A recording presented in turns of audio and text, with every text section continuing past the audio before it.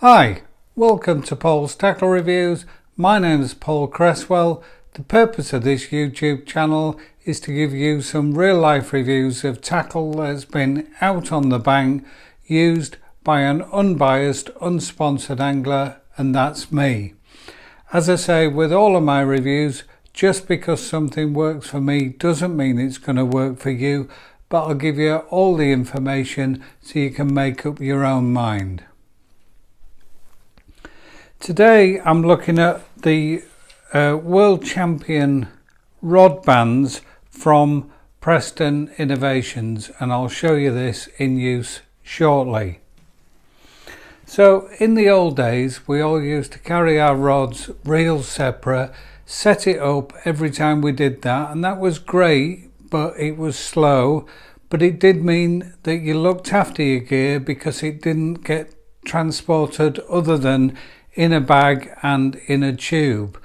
We then all moved on to ready rod bags, and that was a real step forward, leaving a rod almost ready to go in your bag. You can set up in seconds. The difficulty is more of your gear is exposed and you've got an increased chance of damaging your gear. So hands up to anybody who's broken a tip in their ready rod bag on their feeder rods. Yep, I've done that. And replacement tips for good rods are normally around 15 quid. There can be more. So it's an expensive mistake to make, and it's easy just to fold your rod up and think, I'll just put it in, it'll be all right till we get home and I'll sort it tomorrow. But I think you need to look after the rod and the tip, and you don't want to damage your tip on your way there and then your tip breaks in use and then you can't really use that rod, or you've got to reset up. Now, rod bands in the early days were things like this. That came with my Acolyte. I've got a little Shimano one there, and I've got another one, and I've got tons of these in the garage. And it's fine, you can put one on the bottom, you can put one on the middle, but it always seemed a bit of a faff, and these little things are easy to lose or misplace when you're out, and it wasn't particularly quick either to use these. So I've been watching the excellent Q&A sessions that Des Ship and Joe Carras have been doing on YouTube, and I saw this product for the first time and I thought, that's exactly what I need, and I've now got 3 of these. I rarely take more than 3 ready rods with me when I go anywhere, so I can use that between the rods, and so far it's been excellent and offered really good protection. So you can use these with 2 or 3 piece rods. What I would say is the only time you can't use them is where you've perhaps got a 2-piece rod where the tip section, the carrier section plus the tip, is longer than the first section, because what you'll see in a minute when I demonstrate this is there's pressure on both ends, and if your tip section was longer, then you're going to put pressure on and it's going to compress slightly. So these are £10 a time. It's part of the World Champion feeder range that they've got, and I'm now going to show you how it works. So there's 2 ends and they're very similar.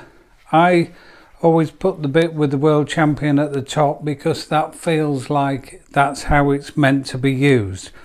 So I've got my 2-piece feeder rod ready, set up. I've just folded it in half. You can see there I've got an ICM connector on the bottom. That's how I leave my rods when I've finished and we're ready to go. So the first thing I'll do is I'll put the bottom in there safely. I'll then take the top,